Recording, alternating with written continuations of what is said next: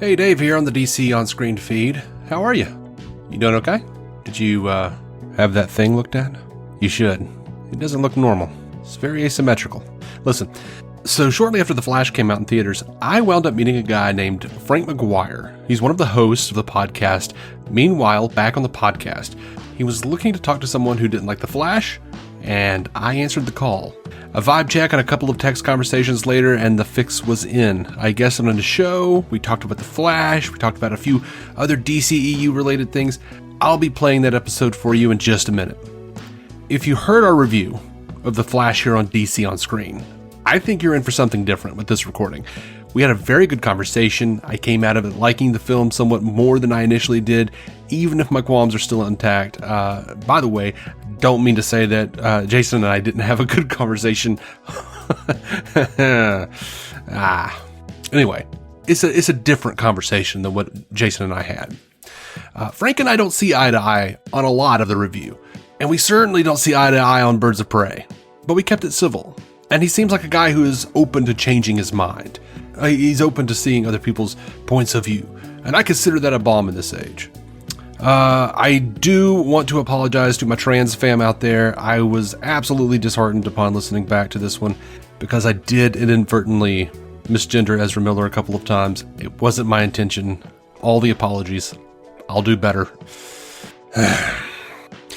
Moving on from my old brain shame, this is dropping Thursday, October 12th.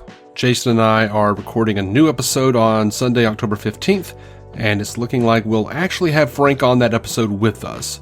Among other things, we'll get into the recent Variety reports about Momoa and Heard and all that fun drama he oozed with sarcasm. And that's it. That's enough. I think it's enough. I hope you keep listening, because after this break, I talk with Frank McGuire on Meanwhile, Back on the Podcast, about The Flash. And go check out their show. Give it a tumble.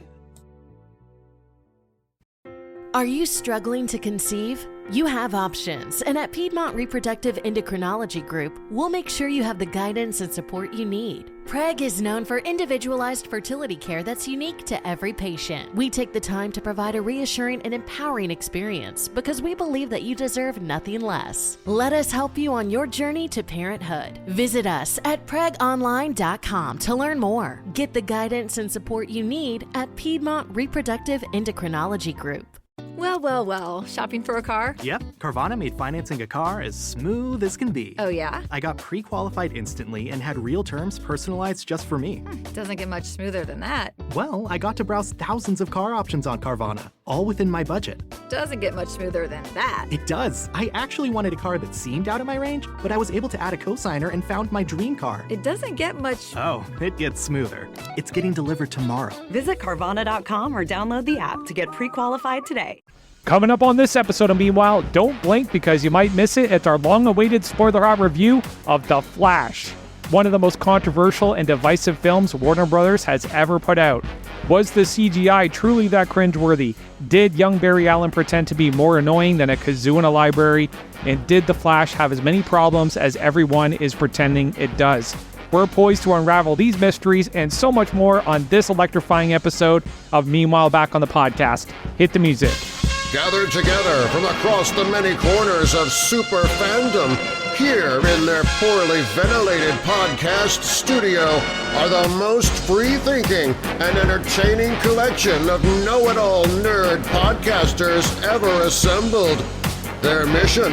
To push the dividing darkness that threatens the magical land of super fandom back onto its heels, one episode at a time.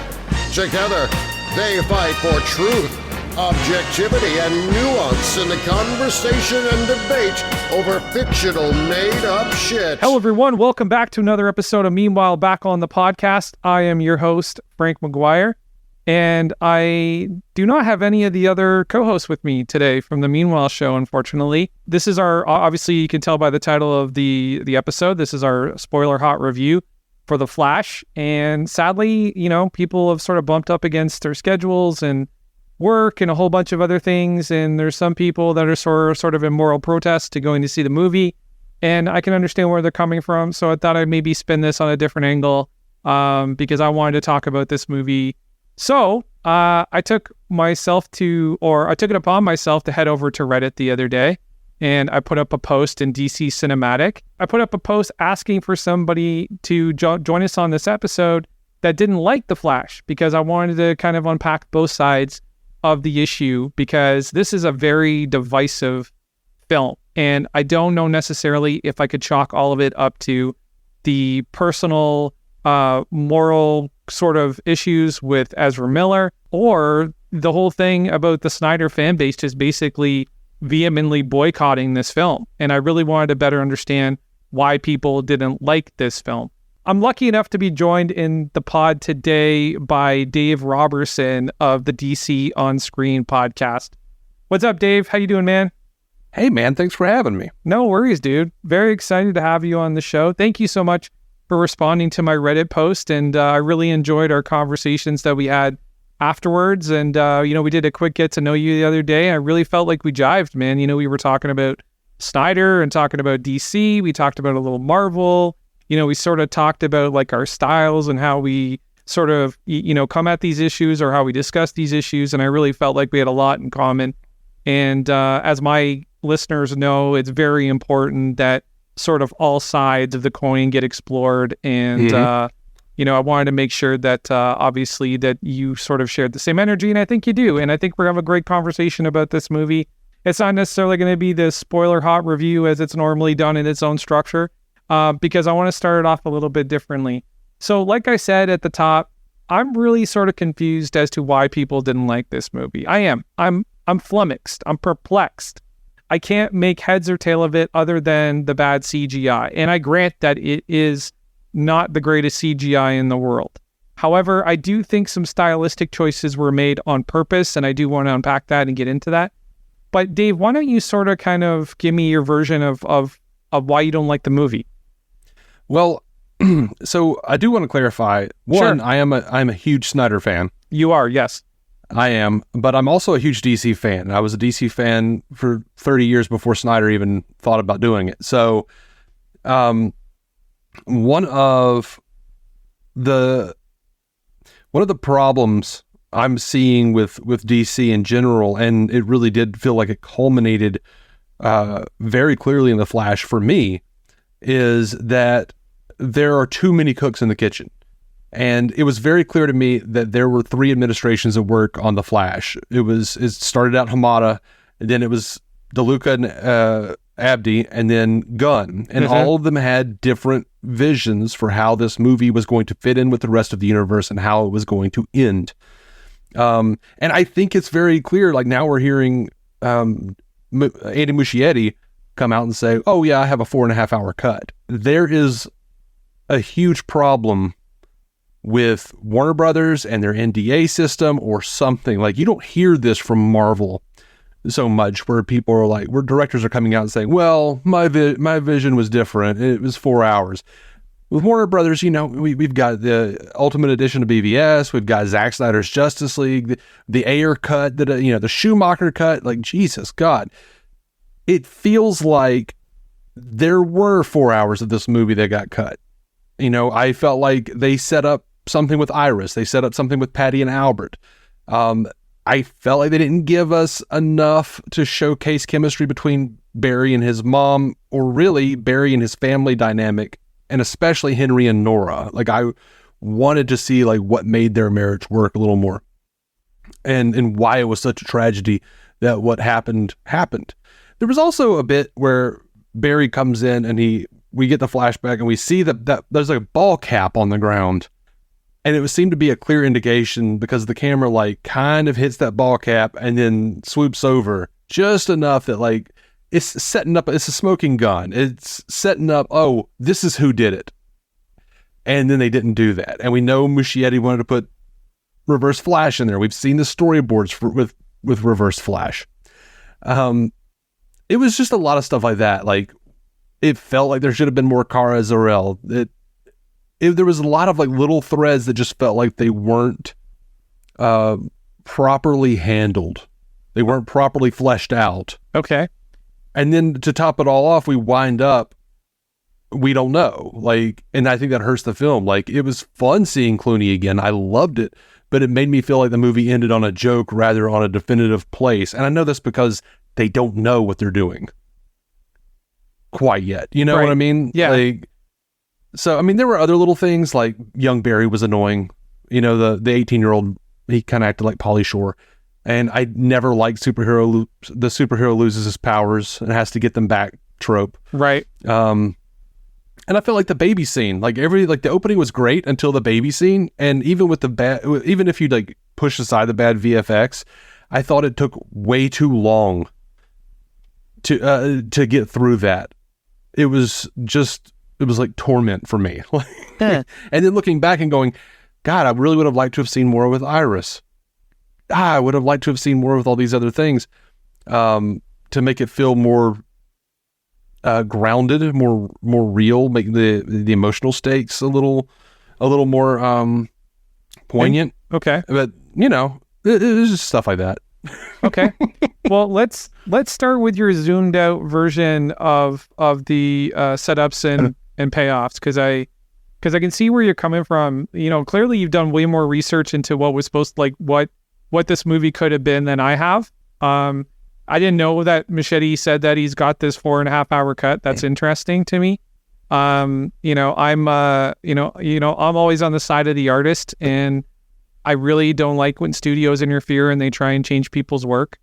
So if there is that cut that exists out there, I'm almost sort of ready to start a petition to get it made. You know what I mean? But at the end of the day, obviously the film business is a business, and you know, there's a lot of studio interference as far as the history of WB, and they're not the greatest of, you know, sort of letting creators do what they want to do. So, you know, given that you have not only obviously seen this film, but then you've got this other element to sort of in your calculus of what this movie could have been, I could see how you could feel that way about what was missing from the movie, or, you know, what was set up, or like, you know, the sort of lack of setup and payoff. And you know, it's interesting that you were looking for such a degree of setup and payoff, because one of my biggest complaints of the modern day comic book cinema landscape is that it didn't have the breadth or the latitude in character development that we've had in the past. For instance, when you compare,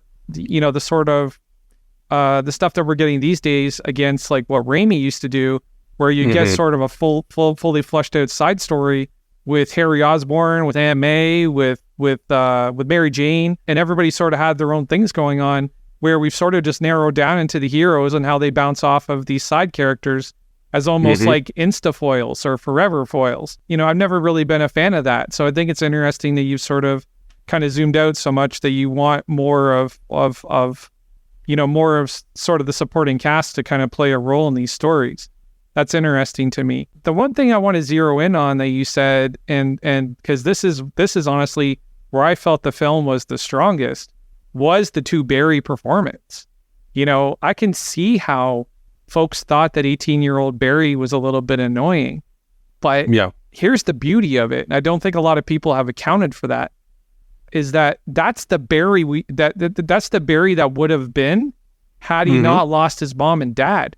Had he grown up well-adjusted, had he grown up with friends, had he not been so socially awkward or anxious or any of the other sort of idiosyncrasies that older Barry has to deal with. So that's the version that we would have saw. So I thought that was very thoughtful in the development of the film, was to sort of think about it that way.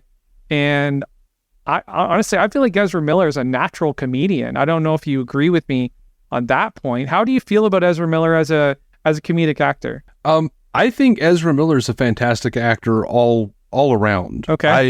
I appreciate what they were going for with younger Barry, and at times it really, really worked. Like when Keaton's Batman throws the pizza cutter and it lodges into the door, and he just laughs like, oh my God. So to me, like, that was fantastic. It was just they went a little too hard on how annoying he was. Right. And I appreciated that. I did like the fact that R. Barry said, oh my God, this is what other people see. Yes. It was so smart, right? That was really good. Yeah. Like, there are things I love about this movie. Yeah. And probably, 5 out of 10 of them are Michael Keaton. But no, there are legitimately things that I really love about the movie, but I did feel like I got tired of young Barry's laugh, really. It was his laugh. Yeah, his laugh is annoying. Come on, like, yeah, I can agree with that, but I think that it was like the goats in Love and Thunder. Yeah. Good comparison. The goats in Love and Thunder. That's a great callback. Yes. Yeah, his laugh was annoying, but in some places it was charming. Like, but in some places it was grating. You know what I mean? Like, there's definitely some moments where you're like, okay, again, like, seriously, let's tone the laugh down a little bit. But like I said, he was just so different to older Barry, and I really think that added so much dynamic, not only to the character and how the character bumped up against older Barry, but Ezra's performance. Like, it just made me respect Ezra at a whole new level. Like, I don't know if you heard these stories, but apparently Miller was like working overtime on the film, like just like maddening hours just to get it done. Like, did you hear those same things too, or? I did. And, I think there is a big possibility that work on this movie may have caused some of the mental issues that they're dealing with now. That's a good point. This movie has been through the ringer. It was announced for a 2018 release initially. Yep. And it's gone through 3 or 4 different directors. It's like there was a point where Ezra teamed up with Grant Morrison to write their own version of this movie that was sidelined by Warner Brothers. And just the opening credits will tell you the tale a little bit, where you see so many writers attached to this script. I was gonna bring that up, dude. I think it's 13 or 14 writers that have worked on this script. That's insane. It's a lot. That's insane. And DC on Screen, our show, what we do is we cover the DC news pretty much every week. Yep. So we have been following these changes week by week. And that's also a thing where, like, I'm wondering, did I give it a fair shot, or am I letting my knowledge of what's been going on with this movie really kind of taint that? But, then again, I enjoyed Shazam! Fury of the Gods, and I know how much Dwayne "The Rock" Johnson screwed with that movie. So, yeah, I enjoyed Shazam too, and I enjoyed Black Adam to a degree. I did too. Yeah. I think that there was merit in all those films, to be honest with you. But let's talk about the writers a little bit, because I don't know about you, but I wasn't a fan of Christina Hodson. I thought that she really missed the mark on Birds of Prey. It was just a little too preachy for me. There's not a single positive male character in that entire film, and I felt that was really to its detriment.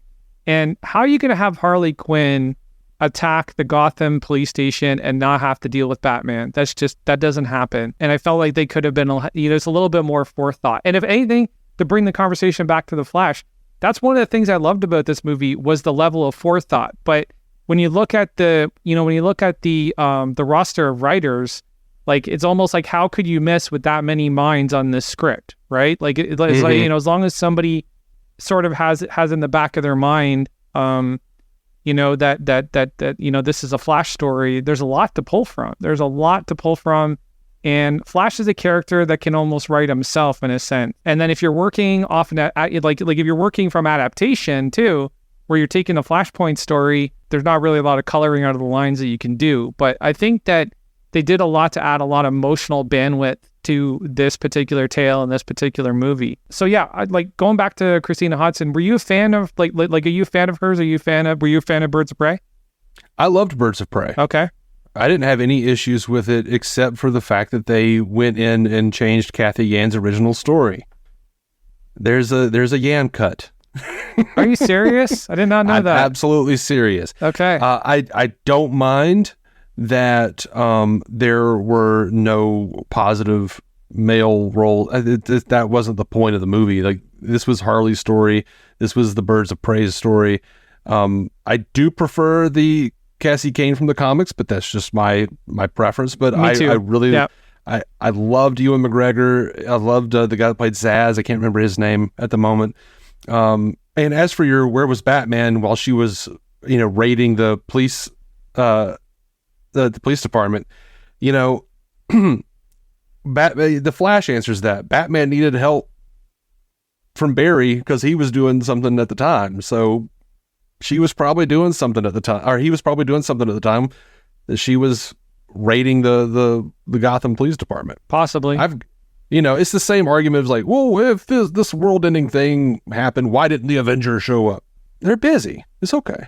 Yeah. No, I can see the rationale in that. But as a writer myself, I'm always like, I'm all about hyper-realism. Like, that's why I love Zack Snyder so much. And it's just not realistic to not have, like, for me, like, through my lens, it's not realistic to not have a positive male character in a story. Just to have the story be completely void of any positive role model, any sort of positive depiction of a male character just doesn't make any sense to me, because that's not how the real world works. You know what I'm saying?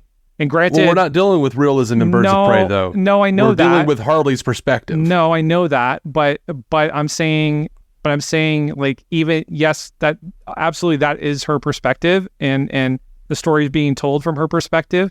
Mm-hmm. But there's also this zoomed out picture of what that world looks like. So, I just wanted, like, for instance, if it was me rewriting it, I would have had a Joker henchman that just really had either like some sort of like charming little crush on Harley, or I would have had somebody in there to sort of kind of help her along. You know what I'm saying? Just because that sort of balances things out. It doesn't, like, because once I think, for me, and I'm speaking as a writer again, somebody, who produces and writes content myself, once you get to the level of where you're sort of drawing hard lines like that, it becomes almost parody. And I don't want to see parody in comic book media. I want to see satire, but I don't want to see parody. And I've seen that in a number of different movies. And then again, it also sort of exacerbates these tired cliches that have sort of been popping up in modern day cinema. But again, we're not here to talk about Birds of Prey. I just wanted to get your thoughts on Christina Hodson. So you were a fan, so that's cool. Yeah. I was a fan of John Francis Daley and his writing partner. I thought that they were, and honestly, I got to go out a limb here, and I wish I knew how much was who, like who put who in what. But I think like John Francis Daley and his partner, I feel like there's a lot of them in this script. I really do. I don't know if that's the vibe that you got, or maybe you've done some digging as like this DC news hound. What can you tell us about that you know? I don't know anything. Like, they have kept it a pretty well under wraps about like what they used from each individual writers, right, or writing team that came in. But I do think that like Christina Hodson, from what I've seen, and John Francis Daley and his partner, like, I feel like they do share a modicum of humor points, and they're pretty good. I think they're both pretty good with hitting like emotional character beats. So, and it is hard to look back and say like, oh, to judge Christina Hodson based on Birds of Prey, because it is such an unreliable narrator in Harley that it's almost like, and it wouldn't be the first time Warner Brothers did this, it's almost like they were saying, make this Deadpool but Harley. And they literally had a trailer editing company come in and re-edit the entirety of Suicide Squad, Ayer's cut, or Ayer's movie, to make it more like Deadpool. So I feel like it's hard to look at Hodson as a screenwriter based on Birds of Prey, because I don't watch Transformers. I don't know. Right. I know she did that Bumblebee movie. Actually, Bumblebee was quite good. For what it was, it's a good movie. And I'm not saying, like, I'm not advocating to judge a screenwriter by one screenplay. That's not what I'm trying to say. Like I said, I would have done things differently. Yeah. So would I. Yeah. Okay. Well, so going back, so just to take us back real quick, I wanted to get a sense of what your thoughts were. Did you catch the whole, Barry dynamic that they were trying to create? Like, did you, like, on your first watch, did you pick up that it was almost intentional to almost create this conflicting dynamic for old Barry by giving him young Barry in his face all the time that had his mom and his dad? Was that something that you sort of took away on your first watch, or is that something that you sort of kind of realized in the wake of seeing the movie? Oh no, I caught it. Cool. And that's one of my favorite things in the movie. Yeah, me too. I love it. And yeah, I love how it comes to a head in the Batcave where he's freaking out over him, throwing darts at the stuffed animal that she gave him. The monkey, yep. Yeah, the monkey. Yeah. And being like, you don't know what you had. And the way Ezra played young Barry, when he's listening to Bruce and older Barry discussing their parents and realizing I was supposed to lose my mom. Mm-hmm. Like it was, I could have used more, but it was enough of a catalyst for him to wind up becoming Dark Flash. Yes, absolutely. Yeah, and I do want to talk about Dark Flash because I honestly think that the forethought that went in. See, that's the thing I keep coming back to with this movie, and I don't know I don't know if it's because it's the script has taken so long and it's had so many writers, but there's an incredible amount of forethought that went into this film. Like, it's just staggering how well developed some of the concepts and the ideas and some of the payoffs are in this movie. And, I do want to walk through those with you too, but we haven't talked about what you liked about the movie yet. Well, I mean, I mentioned a few things already, like Keaton, and I loved the, what they were going for and what they actually achieved several times with older Barry and younger Barry. Right. I really loved Kara Zor-El. I wanted so much more of her. Sasha Calle was so fantastic in that role. Uh-huh. And I know she's currently talking with Warner Brothers right now. I know Gunn is developing an adaptation of Tom King's Supergirl, Woman of Tomorrow, which is a fantastic story. And I really hope that that Sasha Calle winds up playing the role again, albeit in this new universe. I would have liked more with her, but I loved Keaton. I loved everything with Keaton. Like Michael Keaton just has my heart, man. I don't know what to tell you about that. I loved his CGI. Like that CGI actually looked really great. Yeah, it did. Yeah, absolutely. I think that's like, if I was going to pick out some of the more polished CGI moments, I would say it's that. And I don't know if it's because the scenes were dark and his character is in a dark color, because that definitely makes it easy. Like, I don't know if you've ever shot film or lit a scene, but the more light that you paint onto something, the more detail you can see. So if it's bad, it can look really bad. And darkness is kind of actually your friend in those moments. But I did like the balance of that for sure. I thought that was great. So what was it about Sasha Calle's performance that you really liked about it? I felt like she had something, like you could look in her eyes and see she had more going on, like more understanding of what the character was to her. She had purpose to the very few actions she actually had in the film. Uh-huh. And for as much as we got, I thought she did a killer job. Uh-huh.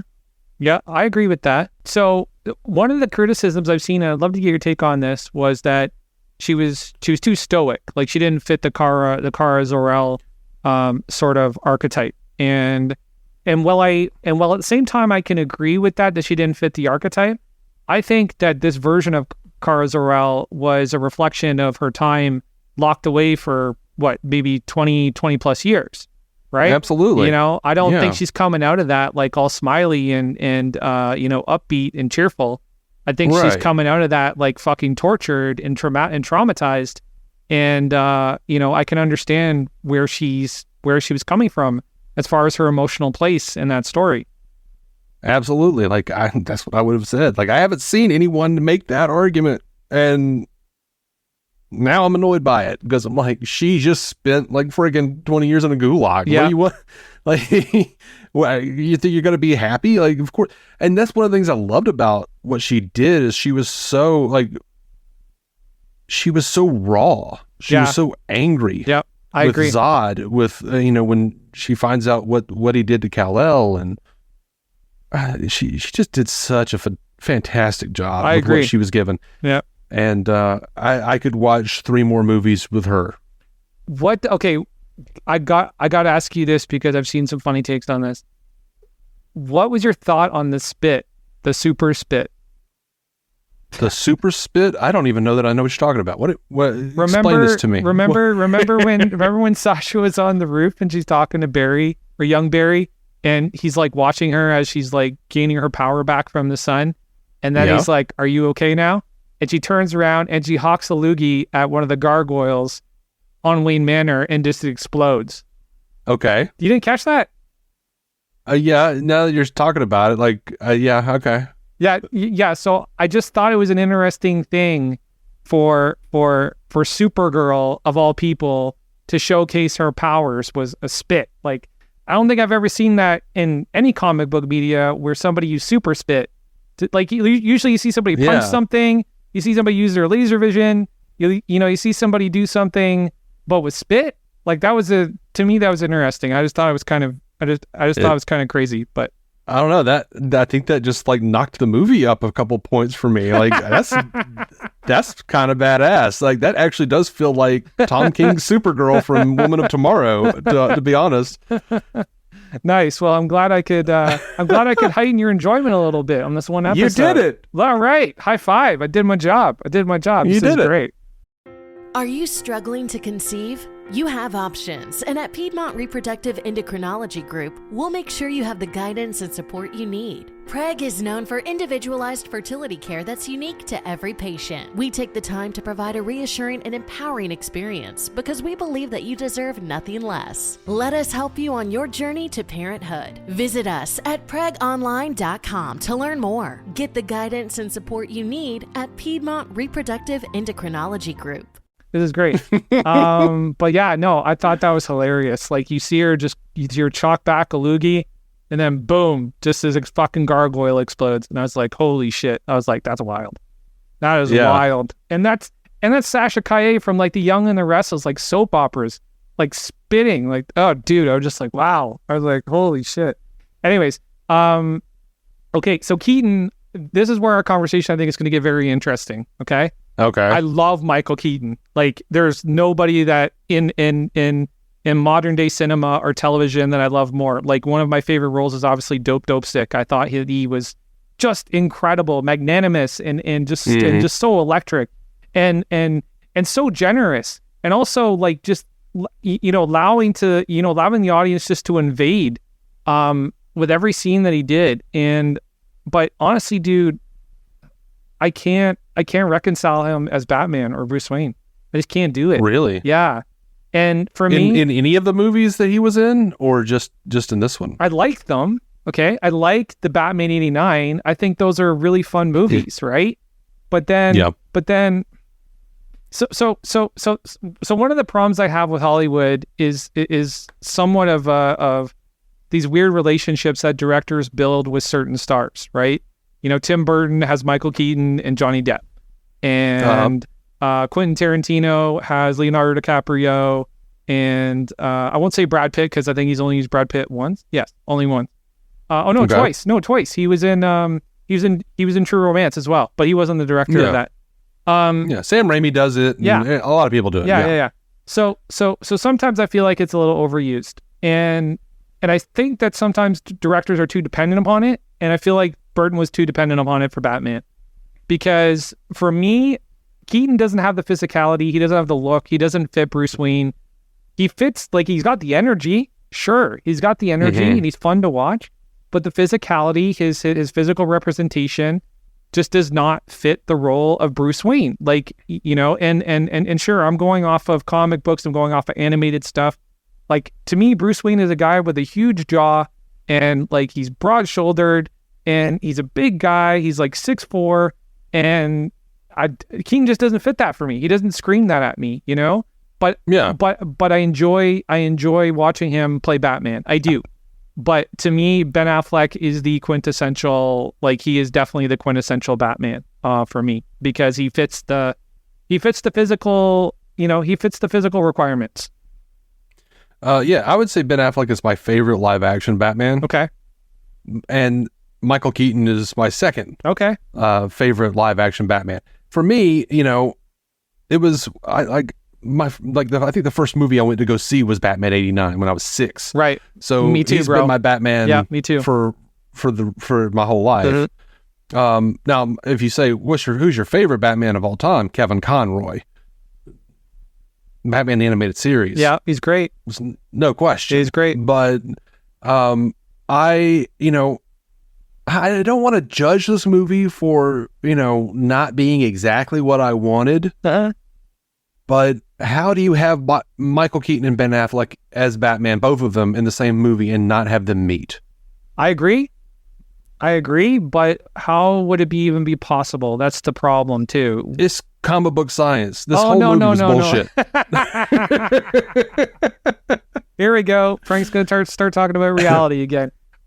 So open a portal, man. Hey, I hear you, mate. I hear you. I would have loved to have seen it. I would have definitely loved to have seen that, but at the same time, I would have rolled my eyes like 60 times, because that just would have been too much for me. As for the physicality, I've got to bring this up. Have you ever seen the movie Desperate Measures with Michael Keaton and Andy Garcia? No, I haven't. Check that movie out. It's not like, a life-changing movie, right? But it is a very fun movie, and I love the ending, right? And I love Michael Keaton's performance. He is a serial killer who is the only match for Andy Garcia's dying son. Like, he's like the only person who has this rare bone marrow type, and he's the only one that give him this kid a transplant. But he is like a total sociopath, and he gives like this great like Southern draw speech about like I can't imagine a world where it would matter. I can't imagine a God that would care. Keaton just kills it, but he gets jacked. For Michael Keaton, he's pretty jacked in that movie, and there's this great scene of him like lifting weights in a cell, and I just kept thinking like, I guess they could have been underneath those turtlenecks in the '89 Batman. I guess those muscles could have been there, but God, it would have been nice if he had just been jacked for Batman. But that movie like helps me reconcile Batman and Bruce Wayne, Batman, and Michael Keaton being the same. I might have to watch that then. I might have to watch that and then come back to you with my thoughts on the physicality of Michael Keaton as Batman. That's definitely interesting. So let's talk about some of the specific stuff. Let's talk about first that opening action sequence, the mix of Batman, the mix of Flash. I know you weren't a fan of the baby shower scene, which it is become to affectionately be known. I did like that line. Yeah, it was funny, right? It was definitely funny. And come on, like, let's give it up for Alfred. That guy is just fucking flawless. Jeremy Irons as Alfred is just fucking flawless, like literally flawless. Every time I see him on screen, or you just hear his voice over the intercom, he's always got like the most hilarious fucking thing to say, and it's just fucking epic. Like, you couldn't ask for anything more, Yeah, I loved him. Always do. Yeah. Okay, so as far as the baby shower scene, was it the choreography of it? Was it the CGI of it that you didn't like? What was it that really kind of? Well, I didn't like the CGI. Right. And it did take me out of it, but my primary issue with that, it just took so long. And I get that they were setting up that he had to like very slowly and carefully move the babies. And it was, set up for later, and that was fine. But it just took a really, really, really long time for us to get to it. And they had like the dog and the woman screaming and him slowly putting the microwave over the baby. There was just a lot, and it took a really long time. Did it make you laugh? Did it make you laugh at all? Not really. Really? No. Okay. All right. I was laughing. No. I was definitely laughing. Okay, so for me, and I don't know if you read this Flash story, but there's a Flash story where basically Barry has to he has to take apart a car before it hits somebody to save them. And that's sort of what it reminded me of. Like, I've always been very critical of any Flash property not showcasing the extent of his powers, like the extent of what he can do. Because, dude, on paper, honestly, and actually I want to get your take on this. To me, Flash is the most powerful character in all of comic book, like all of it. And the reason is because he can literally phase any sort of attack he wants to. He can move at the speed of light, so you can't really hit him. And he can literally use any of his appendages to fucking create a hurricane, like just underneath you. So to me, he's almost omnipotent. You know what I'm saying? So there's a tendency to depower him to be able to tell these stories, though. You see that regularly because like he could just run through people, phasing with his hand out, like just like like the phase knife, and they're done. That's it. Like he would murder everybody. So it's always fun to see the extent of Flash's powers without him being omnipotent. Like it's always fun for me to sort of kind of do that calculus on screen and be like, oh, okay, they got this creative with that. And I thought it was a really creative showcase of the power set. And the one thing I think is interesting about speedsters in movies too is when the speedster is the main protagonist, you have to do the slow motion version of it. Like you have to do like him moving through speed and time. When they're not a protagonist, you can do sort of the fast stuff all the time, sort of the way they did in the Eternals. But when it is the protagonist, you kind of have to tell the story with the slow motion stuff, and that does sort of underwhelm the audience to the level of the degree of power from these speedsters. If you ask me, I think sometimes it can get a little bit boring for sure. But I think you have to use it sparingly, and I think one of the great sorry, I just blanked it. One of the great examples of how they used it sparingly was the X-Men movies with Quicksilver. Yes. Yep. Yeah. It's like you build up to that scene and you make it like a masterpiece within, a triptych. You just really just hone in on it and make it important. And otherwise, I love the way they did it the way Zach did it in Zach's Justice League. Yes. Like that was perfect. Yep. The one where he, the one where they're coming out of the building and he has to destroy all the debris that's coming down. Like that's a good way to do it. Like just when you see him popping and you can sort of see him like in the light as he's moving around. I think that's a really smart way to do it for sure. Absolutely. Yeah. And, not to, beat the horse on comic book lore, right. But, Barry is faster than Superman. Barry is absolutely God tier. Yep. But comic book wise, Wally is more powerful. Wally West, his kid Flash, who becomes the Flash when Barry sacrifices himself in the Crisis on Infinite Earths. Yep. Wally is more powerful than Barry ever was. Yeah, I need to read more Wally West. Yeah. Oh, go back and if you go back, read Mark Waid's Wally West run. Like, chef's kiss. Yeah, I do like Mark Waid. I did like his Daredevil run, so that does make a lot of sense to me. He also writes a hell of a Superman. I don't know if you've... Yeah, you know what? I think Mark Waid would be great with Superman, to be honest, because Daredevil, like he sort of tried to do Daredevil. Actually, he did Daredevil in a very abstract way. I don't know if you've read that run, but he sort of tried to start him off as like this positive, this positive, hopeful, optimistic character. But then you realize that based on the story that came before that story, it was all a show. Like he was literally trying to fake it to make it to deal with his depression. And it's such a powerful, powerful story with a lot of subtext and a lot of allegory in it. But Wade can definitely do the positive stuff. And by the way, he did Tower of Babel. So, that's that's fire. That's pure fire in the absolutely. Yeah, absolutely. And I'm always going to be a proponent of Wally West and Kyle Rayner as Flash and Green Lantern, because that Grant Morrison's JLA run really brought me into those characters and made me go back for them. At a seminal time in my life when I was like about 13, 14 years old. Nice.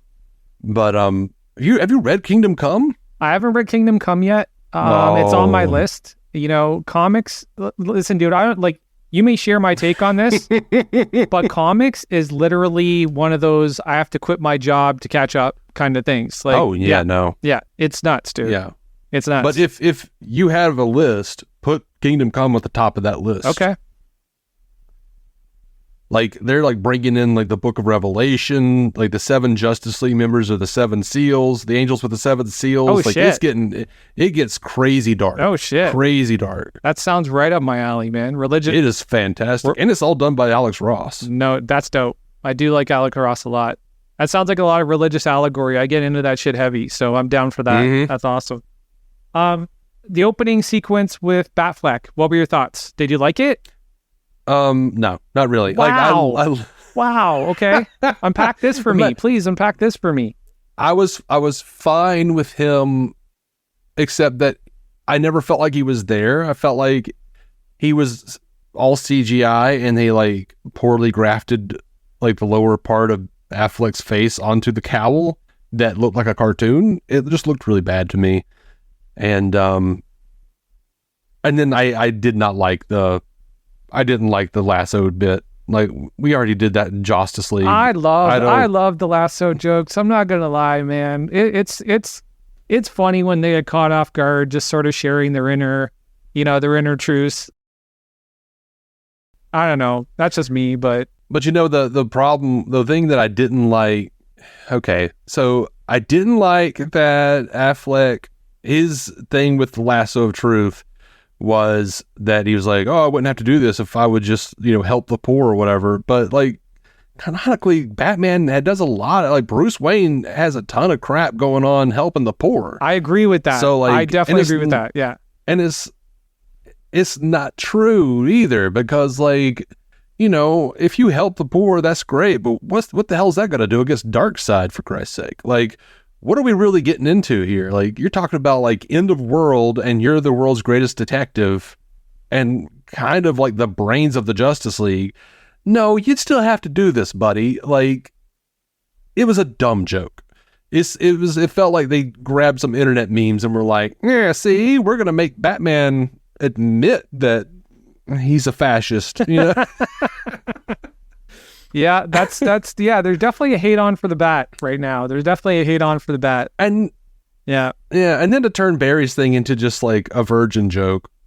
Like, oh, man, really? Like, are we just okay. Yeah, that was a stretch because I don't believe that at all. Sorry, that's not something I would buy. The kid went to college and he's like in his like he's almost 30 now. Like that's not something. Mm-hmm. Yeah, that just seems unacceptable. But yeah, if you've listened to my show, I'm not against dumb dick jokes, right?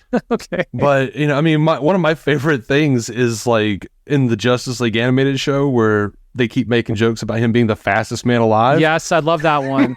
Yes, yeah, that's funny. That's funny to me too. And it's obvious, but I don't know. And also, like, am I wrong? I was always under the impression that the lasso of truth didn't just make you spit out weird, like say weird shit. Like, I thought there had to be like a question, some sort of intention behind the lasso of truth. Maybe a writer's just like abusing it for comedy purposes. That may be the case. They like that, and to be like, oh, make the guys say that Wonder Woman's hot. Yeah, everybody knows she's hot. Everybody knows she's hot, and the way they keep structuring the scenes with her, like being face to face with Ben, like she's so over sexualized. It's ridiculous. Like they're all just like they're all like little kids at school. They're just like, oh, look, it's Wonder Woman. Why? Like why? Like Jesus. And maybe it's to hide the CGI or the green screen or whatever behind her, but it looks like when they shoot her, she's all like greased up. Yeah, like not her personally, but like it's like they greased the lens like old movies did, like soap opera style. Yeah, like give it like that glamour gleam, like old Star Trek, the original series. Yeah. That's what it feels like to me. It's like, okay, yeah, we get it. We had Billy Batson have a hard on for her. And okay, yeah. She's more than that. Yeah. She's like a, flying, battling, representation of hope. And the last few times we've seen her, she's been made into a joke about how dudes want to boink her. I agree with that. Yeah, I do think it's overplayed at this point for sure, the Wonder Woman stuff. But it is Gal Gadot. But here's the other side of the coin too, especially with Batman is concerned, as far as Bruce Wayne is concerned. You don't think Bruce Wayne is like on the regular meeting up with women that look just as great as she does or even better? Like, I don't think he would be so flustered around Wonder Woman. I just don't see it happening. Plus, it's also in contrast to the way that we see them interact in BVS. Like, there's none of that shit. There's none of it. Right. There's none of it to support it. So, okay, so you weren't a fan of the Affleck action sequence. I loved it. I thought it was great. I loved the bat bike. I loved all the chase element of it. The part where he gets the bike gets destroyed in the fire, and then you see him come through the flames wrapped in his cape. That was fucking sick. Like, that is quintessential, just like awesome Batman stuff for me. I really, really loved that. I really thought that was great. I did like that part. Yeah, because it was just so shocking to see him emerge just with his cape just flying down. That was really dope. And I always wondered if I would like the blue and gray, and now we've seen it. I do. I like the blue and gray. Yeah. You know what? I liked Keaton's blue and gray costume. I saw that in the back too. I thought that was really cool. Yeah. And you know what? I have an action figure that came out in like 1992 or something. Superpowers? That is. Actually, I think it was at that time Legends of the Bat. Oh, okay. It was a Michael Keaton figure. Oh shit. Okay. It's his costume, but he's blue and gray. And that was like the one I played with all the time when I was a kid. So like seeing that in the cave, I was like, holy shit, it's canon. That's dope. That's dope. So this is the first feature film we've gotten complete, Barry Allen. Like, this is a Flash story. How did you feel about the characterization of Barry Allen from comics, the TV show, et cetera, translated into this film? Like, did you like the way that they did Barry? I was fine with the way they did Barry for the most part. Like, I do think they have taken a little too much of Wally. Yeah, okay. And infused Barry with Wally. Like, Wally is jokier. He's a little more awkward. Yep. Barry was like really straight-laced, kind of a goof, but not in the same way at all. Like, he's sort of just more of a nerd, I think. Like, more of a straight-laced nerd. And that, I get it. You had a whole generation who grew up on Wally, and most of them probably, especially in the general audience, probably aren't going to get that it was two different guys. Or, so whatever. And it's fine. I think all interpretations are valid, even when I don't like them. So, I do like this. I do like this version of Barry, and I'm sad that it flopped so much because we'll probably never see him again. Right.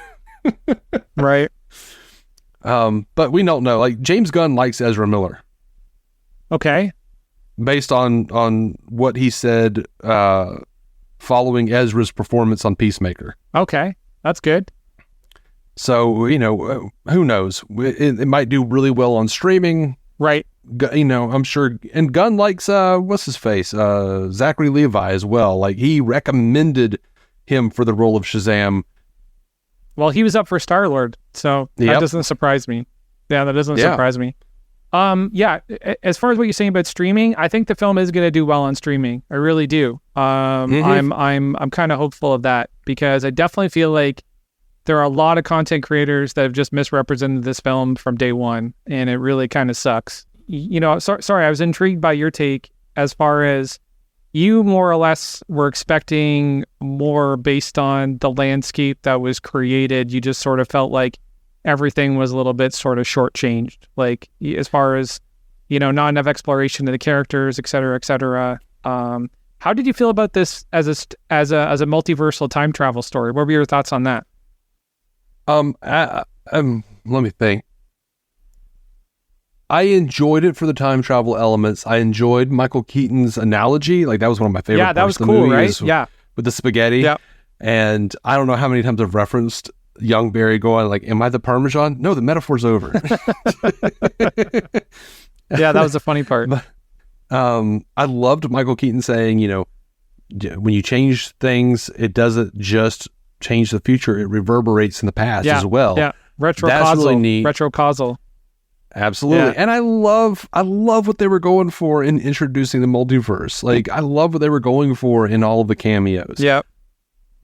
I just, didn't think it looked good. Right. And also, it haunts me a little bit that, like, all those, whatever they were, timeline spheres colliding, from what I understand, that was originally supposed to be setting up Crisis on Infinite Earths. That was like, the movie was supposed to end with a post-credit sequence of Bruce waking up, having understood that the crisis was coming and having to warn Barry or whatever. Okay. Or something like that. But so, and by the way, the reasons the different timelines were apparently colored that way was because it was setting up Darkest Night, Darkest Night timeline with all the different lantern colors. Really? Yeah. And just knowing certain things. I wish I didn't know. Okay. Okay. All right. I'm going to have to start digging wherever you're digging for information, because I find that interesting. I did not know that it was a reference to Darkest Night. I did, I think anybody who knows DC picked up that it was, sort of a nod to Crisis. And I wasn't a fan of the cameo choices. I was just like, okay, but it was only like, for me, like, once publicity started for this movie, that was sort of the one thing that everybody wanted to double down on, was Crisis, and they wanted to double down on the fact that, they sort of did these CGI versions of Helen Slater and Christopher Reeves and et cetera, and George Reeves. And these are all past people, and people sort of held that up as like the greatest sin in the world, and they were all angry about it and publicizing it on their Twitter and saying, how could they? And, WB at it again, no respect for artists, blah, blah, blah, blah, blah. But that wasn't what annoyed me about it. Like, it just didn't feel, I don't know. It just didn't feel needed. Like, seeing Nicolas Cage as Superman, I didn't care. I could give two shits about that, to be honest. No. It was fun to see it, but at the same time, I was like, it would have been nice if instead of that, you had Grant Gustin. Yeah. Or John Wesley Shipp, or both. Yeah. Like, it's a freaking Flash movie. Why don't you have the other two versions of Flash in the movie? Yeah. Yeah. If you're doing all these DC cameos. Yeah. And it was interesting that they showed a Flash cameo, and he was in the Chrono Bowl too, doing the exact same thing, but there was nothing, like, you couldn't really tell what was going on in his Chrono Bowl. And was it simultaneous? Like, was it congruent with the Flash with our Flash doing it? Like, that was a little, I don't know. That was a little odd. But yeah. It was just a generic CGI Jay Garrick running. Yeah. So, and I don't know. One of the other things you mentioned is that you felt like the family dynamic was a little under fleshed out. Mm-hmm. And I felt it was almost pitch perfect. Really? Yeah, granted, you don't get to spend a lot of time with Barry's mom and Barry's dad, but I thought Ron Livingston was great as Barry's dad. I do love Billy Crudup, though. Billy Crudup is one of my favorite actors of all time. I think he's incredible. I don't know if you've seen The Morning Show. Oh, yeah. Crudup in that is amazing, dude. He's so good. Yeah, he's so good. But I think Ron Livingston did a great job. I don't know the name of the actress that played Barry's mom, but I thought she was so charming and so warm and so nurturing and just so sweet. And I really loved the family dynamic, and I love how they kind of gave you those smaller flashbacks. I think in a comic book movie, you don't really need to spend that much time fleshing out the non sort of plot driving points of the movie. Mm-hmm. I think for pace, I think it's always a good idea, where less is more. But yeah, I was pretty happy with that part. What do you think of the Bruce Wayne moments in this movie? Which Bruce? Oh, Ben. Let's talk about Ben first. Yeah, that was my favorite part of his appearance, was just hanging outside of that restaurant talking to Barry and being like, you could destroy everything, just one blade of grass, man. Don't do it, Butterfly effect. Absolutely. Yep. And by the way, I love that they referenced Zack Snyder's Justice League several times in this movie. Me too. And I know a few people were like, oh, big deal. It was 2 lines. No, in the Chrono Bowl, like, those are shots from Zack Snyder's Justice League. Absolutely. Yep. They are not from Justice League. No. So I loved that. And, but yeah, I loved Ben. Like, when he felt more authentically his Batman there than he did in the action scenes. One of the things that I was surprised in terms of one of the things I enjoyed about this film, because I'm not a really big fan of comic book movie comedy. Like, I feel like it's been overdone and beaten to death in some senses. Marvel has got a real good reputation of undercutting a dramatic, heavy moment with some cheesy ass joke, and that really just drives me up the wall. And I'm like, why? Like, just let it breathe, man. Let people sit with the moment. I felt like the comedy in this movie was really good. I felt like it was well executed. I felt like it was well timed. There's definitely a lot of physical sort of Pratt kind of style comedy. But I thought it was funny. Most of the moments I thought were funny, but it was definitely more of the character moments. Like, I really like the whole the one where young Barry was like, should I just emperor this guy? I fucking howled, dude. I was in the theater just howling. I was like, that is one of the funniest things I've ever heard in my life. Should I just emperor this guy? He just sticks his hands like the emperor. Oh my God, I couldn't get enough of that. What do you think of the comedy? Sometimes it was too over the top for me. Okay. Can you cite any specific examples? Yeah, all of the stuff falling out of everything when Iris was over. Oh yeah, Pratt comedy. Yep. Okay. Yeah. I wasn't big on that. Sometimes, like, the little things Ezra says as Barry, like phasing when he phases through to get the beers out of someone else's that was funny place. That was fine. The fact that he did it, and the fact I actually like the fact that they exploded, because they would. Yeah, that was a good time. That was good, right? Yeah. But just the little, like, just gotta get them from my refrigerator. Like, this is where we keep the beers. Yeah. That was a little much. Like, I love that part. That part was great. Yeah, I mean, I get it. I get it, and I usually view a lot of the Marvel comedy that, as you put it, that subverts the drama. I usually am more okay with it than a lot of other people are. Right. So I didn't really have like a big problem with it here. I didn't feel like it was too much most of the time. Okay. Really, the only thing that was like really got on my nerves was young Barry laughing. Okay. It was just a little too much. It was just too much throughout. Okay. But, what about the Speedy Gonzalez pose? That was so fucking good, dude. I laughed. Yeah. That was funny. Just before young Barry takes off into the streets with his new powers. That was so good. Yeah, no, I didn't have any problem with that. That was fun. Yeah. Were you impressed in the comedic chemistry that Ezra had with himself? I was actually pretty like some of the CGI is a little dodgy sometimes. Yeah. Like, sometimes it looks like younger Barry's face is sliding off. Yeah, sure. There's some parts. Yeah. But yeah, no, I thought they actually did a pretty good job with that timing. Yeah. That was shocking. And for as much shit as I give this movie, like, I actually do, like, it works the other way when you're like, look at all the administrations that work here. Look at all the screenwriters.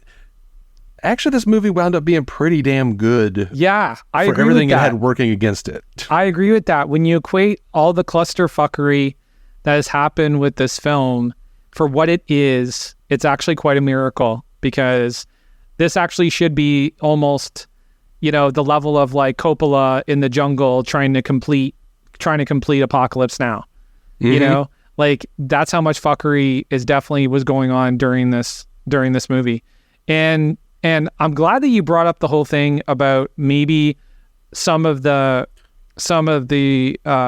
turbulence in the production of this film contributed to Ezra's sort of mental state. I think that's important. I really do, because I didn't consider that.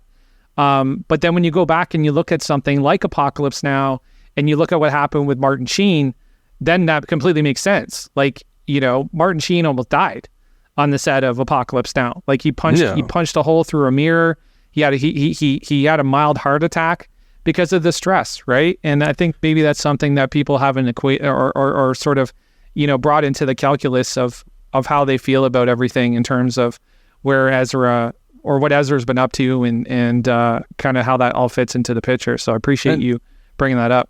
And I don't want to excuse shitty behavior or use that to, but also I don't necessarily believe that all of the allegations were true, because when you start looking into the police reports and Yeah, I stuff, agree with it's that. like Yep. Ezra gets taken to the prison, and then he's let go like an hour later or whatever. So it's Yep. like, oh, okay, it wasn't what they thought it was, or like, Yep. there's that body cam footage where he was like, guys, I called you.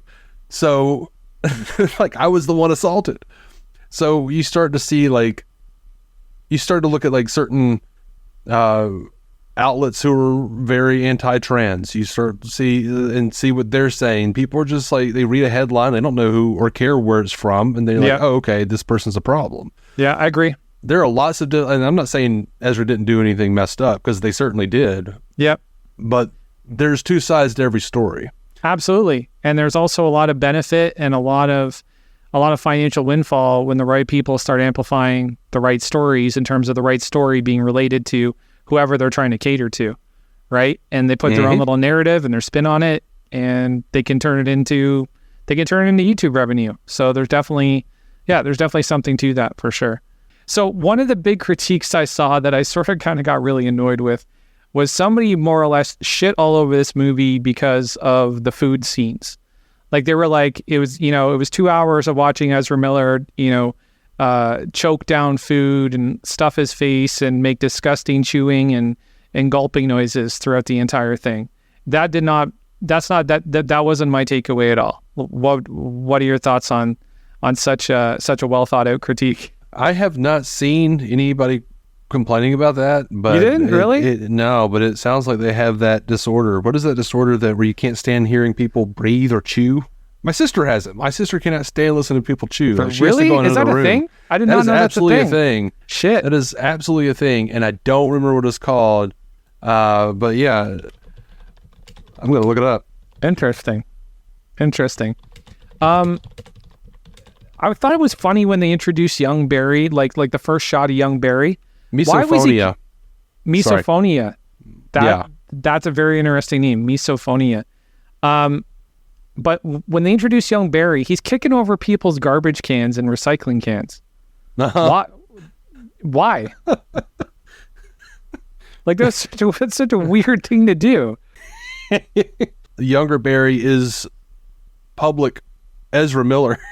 He's just running around kicking things over and causing a ruckus.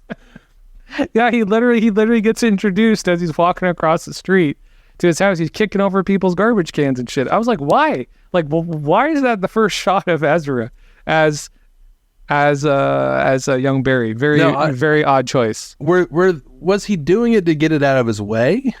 No, man, he's just literally walking beside. He just gives a fucking hoof.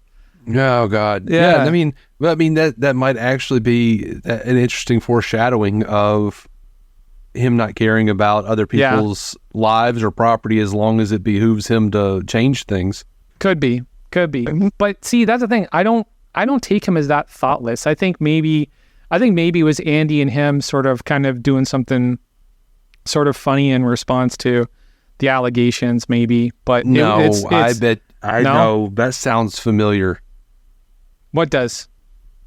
Someone kicking over trash can. That's from Back to the Future.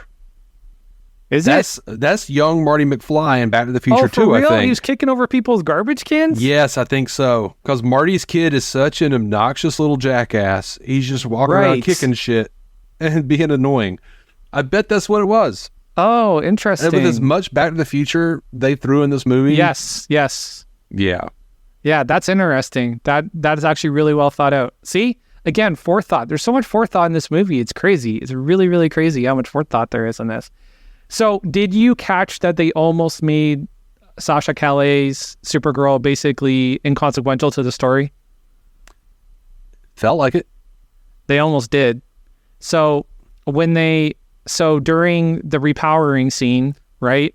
Mm-hmm. If the machine hadn't shut down, she basically would have been completely inconsequential to the story, because the events of the story would have played out as they played out and nothing would have changed. Mm-hmm. So literally that would have been, that they would have made her inconsequential. And then there's another almost huge fuck up in the movie. If they hadn't made the footage of Barry's dad in the convenience store blurry, if they hadn't made it blurry, then, or like sort of in like unwatchable, then the story, if the story had ended up at the courthouse, that would have made no sense. Yeah. At the trial, because he wouldn't have been in jail. Because nobody would have been in jail. So yeah. So I thought that was interesting too. Like again, forethought. Like I think a lot of forethought went into this, because that's something that anybody can make a very easy oversight of. So as far as the action sequences beyond the opener, because that was a pretty big one, what did you think about? Well, you said you liked the Michael Keaton CGI action sequences. What did you think about the introduction to Supergirl? I thought she looked great. I didn't have any problem with anything she did. Like that, actually, I thought, I mean, it still looked CGI when they were fighting the Soviet soldiers. Yeah. But it looked good enough that it didn't bother me, if that makes any sense. Like, it was like a daytime scene, so you expect it to look a little wonky. Rubbery. A little rubbery, yeah. That's a good one. Yeah. But also, like, that's another issue with, like, the three administrations at work, because both Marvel and Warner Brothers, and they're the two primary ones, they overwork the VFX houses so much. Yes. It's basically like a sweatshop in the VFX houses, because it's only a small amount of VFX houses, really.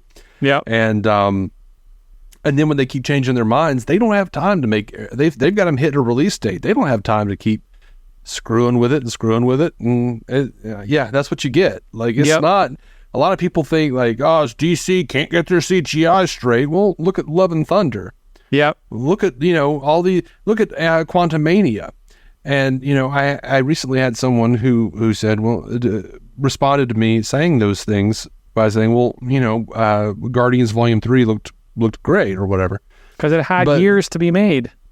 Well, one, it had years to be made. Two, Marvel gave Gunn carte blanche to do whatever he wanted. Oh, so he went and hired his own SFX people? I mean, well, I don't know about that, but I do know that Gunn had years to plan. He storyboards everything meticulously. He relies as much as he can on practical effects. And when you don't have a studio changing your film every couple of months, you have time to shoot the VFX sequences first, and have them working on it for as long as they can to make it look as good as it can. Yeah, absolutely. Yeah, you need as much time as possible, for sure. I totally agree with that. It's absolutely documented how much Love and Thunder was changed in post. Yeah. So many of these movies are just shot on a green screen, and they just change whatever the hell they want in post, like over and over and over, and it's going to look shitty. Yeah.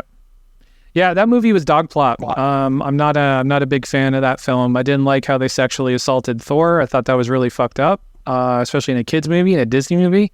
That was really effed up. And they screwed up the best story of all time, like the best comic book story of all time. Like, that story is so fucking good, and they completely fucked it up. And also the weird relationship with the hammers and like Thor, that was just really, really odd. Anyways. That's not what this review is about. Let's get back onto the Flash. I always do that. I always digress and go on tangents. So my listeners are used to that. Hey, on my show, we call it Chasing Squirrels. Chasing Squirrels. Okay, I may need to steal that. I do have a lot of squirrels in my backyard, so I can probably justify that. So that works for me. We actually have a Patreon show called Chasing Squirrels, where it's just like things that we just could not leave in our show because, good Lord. Nice. That's actually a good idea. 30, 45 minutes of just horse shit. Nice. So, the scene where Barry and young Barry get hit by lightning, gotta ask you about that. How did old Barry survive? Because he had his powers taken away, and he got hit by lightning, and he had a giant hole in his chest. But then afterwards, he didn't have a giant hole in his chest. It's a comic book movie. Yeah, I know. But again, it's one of those things, saying it's a comic book movie is fine. But at the same time, there's got to be a law of logic within the universe of the comic book movie that you're creating.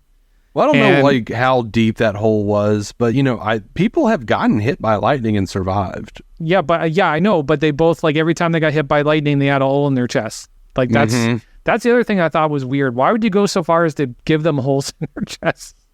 I was like, that doesn't really track. But unless there was like a ground, like something grounding the lightning behind them, that makes sense, right? Like if you have a lightning rod behind them, that makes sense. But why not just have them get struck by lightning and not have holes in their chest and have to explain why they have holes in their chest? That was just, I don't know, weird. Anyways. Well, if you go by certain canons, like the lightning was Barry himself. Yes, he is. And I love that. That's one of my favorite origin stories of all fucking time. I think that's the coolest shit ever. Like he's just a living paradox. Like his whole existence is paradoxical. It's just insane. It's so cool. I love it. So dope. Okay, so let's get on to the final action sequence. What did you think of that? Like, were you did you love it? Did you like anything about that at all? Refresh my memory. What was the final action sequence? The desert. Okay. Yeah, I was like, God, what was it? Is he talking about the Chrono Bowl? Because I thought we talked about that. That kind of was the final action sequence. Seeing all those worlds colliding and then dark flash coming in. I didn't really equate that as an action sequence. Okay. It definitely is an action sequence, but if I'm saying final action sequence, it's got to be the big action set piece in the desert with all the speedster powers and Supergirl fighting Zod and the whole nine. Yeah. So what were your thoughts on that? I thought it was overall enjoyable. Like there were moments where it was very, very clear that Michael Shannon was not there. Sometimes it was very clear that it was CGI. It looked rubbery, as you put it. Right.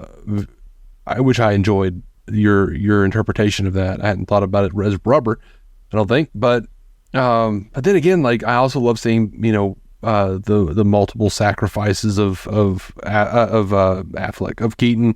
And by the way, I loved one of my favorite things about the movie is the Reed dogs. As Keaton is dying, and he's like, you're going to be okay. And he goes, not this time, kid, maybe some other time. And he says the exact same line that Affleck said to Barry at the beginning when he was like, you want to get dinner or something? He's like, not this time, kid, maybe next time, maybe some other time. I love that they did that. And also dude, I teared up for real. Like when he's like, I can bring you back. And he's like, you already did. Yeah, that was great.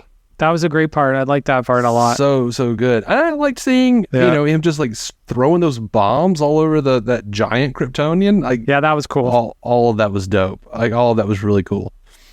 Yeah, what's that one's name? Talak M or M Talak? I don't remember ever. Namek Al or something like that. That's his name.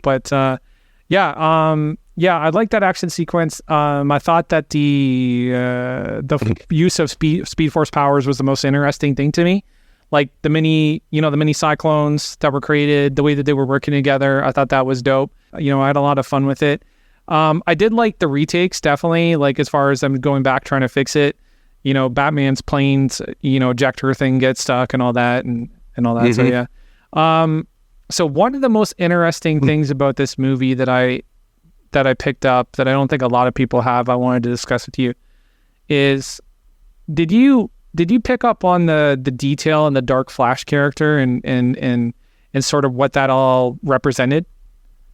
It looked like Kryptonian technology that he was getting lodged into his body over and over again from all these hundreds and thousands of years of going back and trying to change this. Yes, good. You caught that part. There's another part to it though. The sand that's been either in the Chrono Bowl or in that desert that he's been going back into has solidified and crystallized around him because of his discharge, right? And that's literally his entire, the entire costume was just crystallized sand, because when he gets hit, it crumbles around his face and you can see who he finally is.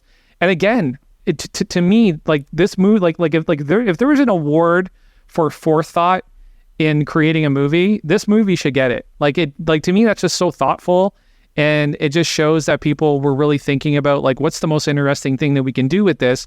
And granted, they had 14 minds on this movie, including, probably 7 producers and directors and everything. But it's really interesting the level of detail that this movie has. And I think that's the one thing I love most about it is that somebody really, really put themselves into it. And, I felt like the end product was a real deliver for sure. if you're at an award show and you're getting an award for forethought, but you failed on execution, does the person coming out with the award just sort of just not ever make it to you? They just like come out and just like wander away? That would be par for the course, wouldn't it? That definitely would be sort of on brand for a forethought award. Can I bring up? I meant to bring this up. And yeah, man. I loved a lot of the parallels between like Man of Steel and this movie. Like I loved that Keaton's initial sacrifice when the ejector seat wouldn't go and he just plowed into that Kryptonian ship. Yeah, was like Emil Hamilton's sacrifice in Man of Steel. Yeah, I thought that was really great, and I loved the old the flashback to like Barry and what he was doing during Man of Steel. Yes, I like that too. We didn't talk about that. I enjoyed that too. I thought that was important, because those are questions I definitely had, because when you get to see the the BVS metahuman files, these people all exist. They're all out there. Yeah. And Zod's out in the world. Zod comes to Earth and broadcasts to the world that he's here. Like, why didn't anybody do anything? But it finally said that Barry did try to do something. I think that's awesome. And I like that we did get that shot of the kid and his dad. Yeah. In the current timeline, who didn't have anyone there to save them. Right. I like the overall idea in this movie. I like what they were going for with this idea that you can't save everyone, you can't do everything, and that's one of the great things. That's one of the things I really liked about the baby scene, for all of its shortcomings. Right. Is that, he was very, like, he's the fastest man alive. He's literally, like, trying to plot trajectories, like, trying to figure out how to save everyone all at the same time. Yes. And then on a grander scale, what he keeps trying to do by going back in time. See, that's the great thing about the great thing about the baby shower scene for me.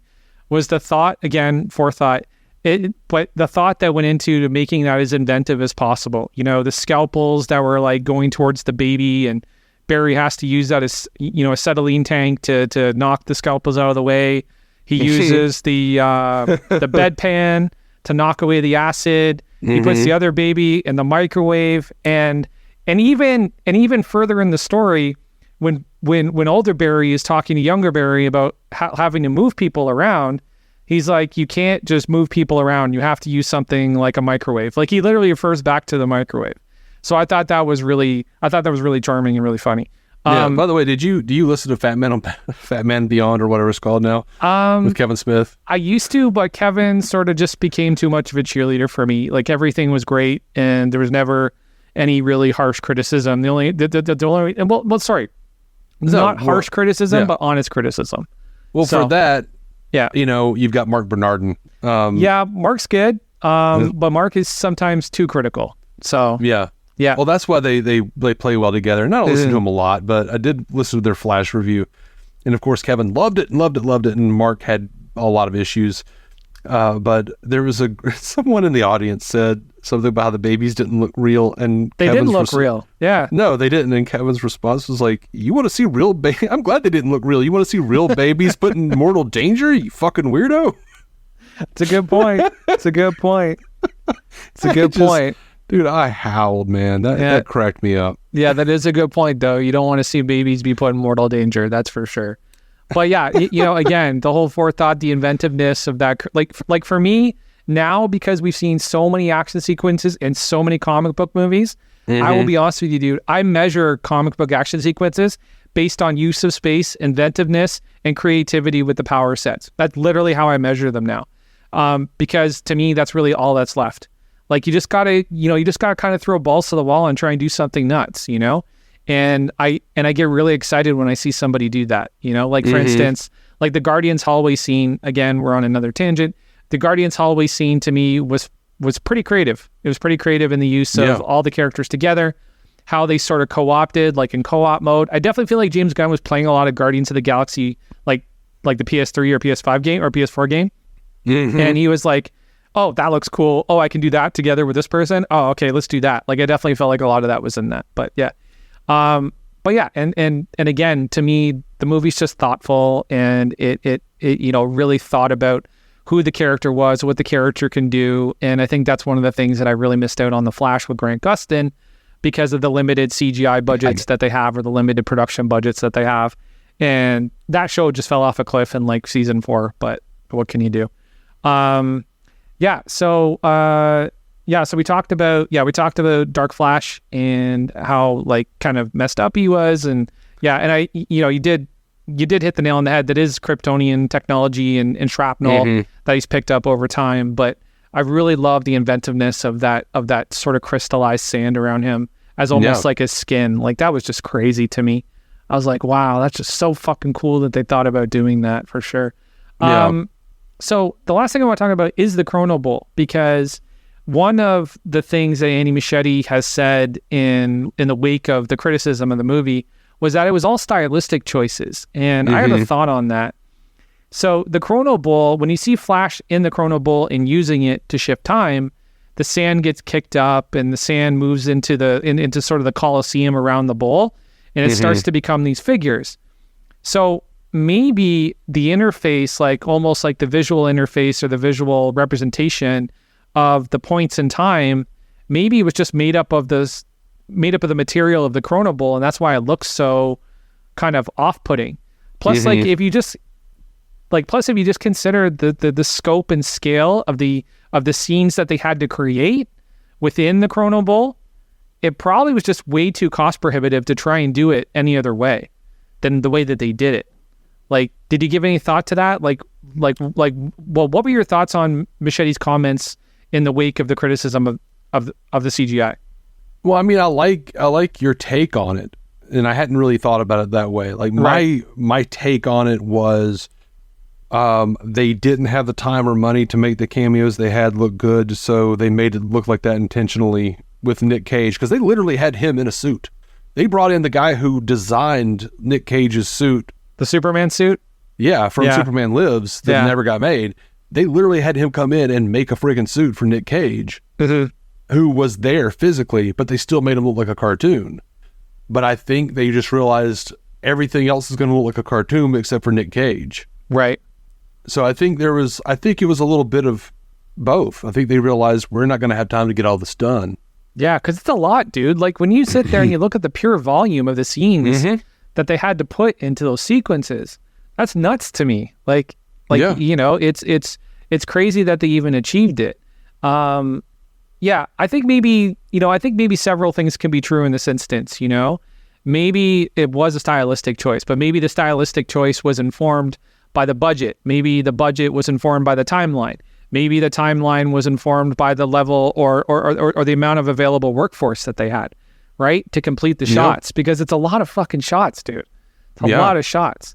And, I was disappointed with how sort of singularly everybody came down on the movie about that. Like nobody was even like thinking about like the scope of the work, especially in the wake of like what you brought up earlier, the wake of the complaints that came down from the special effects houses and the people working in special effects.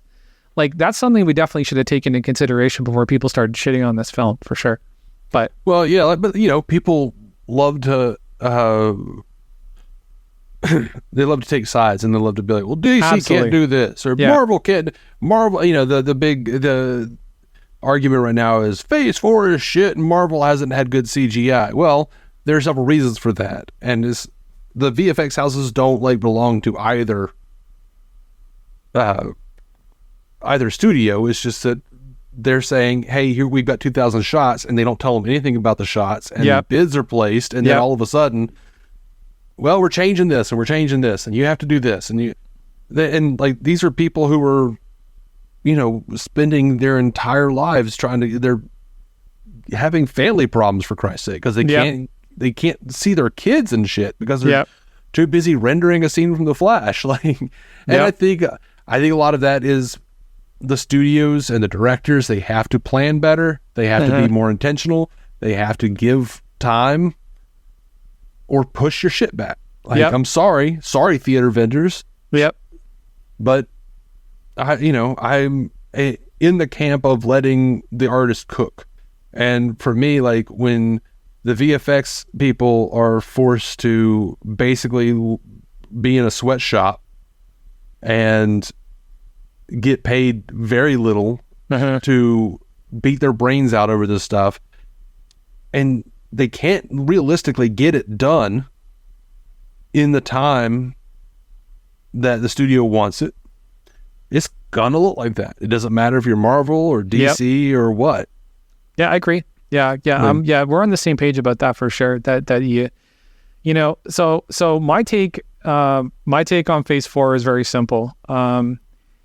They basically compressed the timeline. They increased the volume exponentially as far as the end products go, and they did it without building a larger workforce. And that is just basically math. Like that is you know, the math of production. You can't constrict your timeline and expect great results or, you know, the same level of quality control without adding more people to provide that quality control or provide the production resources that you need. You know, that's one part of it. You know, I think that the decline of Marvel has got it's on several tiers. Honestly, I feel like Phase 4 was and I'm speaking as a marketing person of almost 15 years. That was a test marketing campaign. That's what it was. That's why it wasn't connected to anything. Like none of the stories were connected to each other. That's why everybody had a sidekick. That's why everybody was sort of sidelined by their sidekick. Like the stories were sort of overshadowed by their sidekick, as they were doing a test marketing campaign. They wanted to see how people would relate to the new characters. That's what it was. That like there was no goal, there was no overarching story that they were trying to tell with Phase 4. They were testing the waters. And which is ironically what Warner Brothers has been doing the last several movies, just like, well, Shazam did all right, do another one. Well, we got The Rock over here. And they gave him way too much power. Yeah. They gave him way too much power. Yeah. Like, don't let The Rock tell you he's not going to be in Shazam. Yeah. Fuck The Rock. I agree. Oh my God. It's just. I agree. And what, and, you know, well, this is alleged, but what allegedly was done by Henry Cavill's agent to Henry Cavill, like basically telling him, like, you know, you come back for Black Adam, we get you in this final scene, you're Superman again. And what does he do? He goes on Instagram, makes a video, announces he's Superman, and then James Gunn doesn't hire him to be Superman. That wasn't his agent necessarily. That was DeLuca and Abdi, who were in charge of the DC side of things, or Warner Studios at the time. Right, but wasn't Garcia involved in the process too, though? Well, yeah, because, you know, she was his agent, but yeah. No, but DeLuca and Abdi were all on board. They wanted Cavill back. Hamada didn't. Hamada, who came before them, did not want Cavill back. Yeah, I know that part about Hamada. DeLuca and Abdi really wanted him back, and DC like tweeted the same shit out that he was like DC, Warner Brothers, everybody across the board tweeted that shit. Yeah. But it was, you know, then like a month later, Gunn was announced, and Gunn just didn't hire him. Yeah, I know. That part's true. Like he just didn't hire him. That's basically it. And there's so many people that are like, oh, you know, James Gunn didn't fire Henry Cavill. James Gunn just didn't hire Henry Cavill. That's the problem. James Gunn has also got to consider things like the fact that Henry Cavill is 40 years old. Yeah. All right. And you're like, well, that's not bad. Well, no, but he just hired a guy who's 29. Yeah. And you might say, well, he's too young. Well, he's exactly the same age Henry Cavill was when Snyder cast him. Yeah. And there's a factor of time that has passed since Man of Steel, since BVS, and you know, he didn't do any new shots for Justice League, according to everybody. So but yeah, cool, man. So did you, when you reviewed this film, I guess you reviewed this film for your podcast, did you have a rating system? What'd you give it? Yeah, we don't do rating systems. Were you recommending your listeners to go see it? No. We don't normally do that either. Okay. And I had a first thought spoiler-free review with a friend of mine who's not my normal co-host on the show. Right. And she disagreed with me. Like, she had many of the same problems I did. Right. And but I said, I don't think it's worth seeing in the theater. Huh. Like, if it wasn't because of the effects. Right. And because of just like honestly, because of how bad it looks on the big screen, like I was just like, you know what? It's not, don't take the whole family out and waste your money doing this. You're going to be disappointed. I kind of feel bad about that, but I don't know. Like, I do think it's worth watching though. So, you know, if you just really got to go see it in the theater, go do it. Yeah. But it's also definitely worth watching. It's an interesting flick. It's got so much so much potential that I just felt like kind of didn't really make it. Right. Well, one of the things that we need to talk about, because, you know, I want to get a general sense of one aspect of this film from you as far as what you thought about it. Because you talked about the stuff that annoyed you, and a lot of it was more visual stuff, more of it was character stuff, performance stuff. But the script alone, were you a fan of the script? Like, did you think it was a well-written movie? Or yes and okay, yes go ahead. and no. Okay. Parts of it, like I said, I always hate the superhero loses his powers and has to get him back. I always hate that. Yeah. I don't know, because, you know, it's very hard to just think of.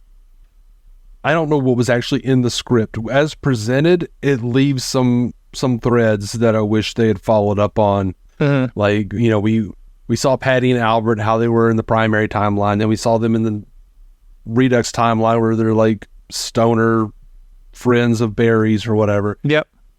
I don't remember seeing them again. Maybe at the end, and they're dicks again. But like, what I felt like there was like a real there was a vacuum around setting up Barry's actual current life. Right. And they had the pieces there. They had his boss say, like, you know, you've been working here for however long, you shouldn't still be getting me coffee. Now get me coffee. Yeah.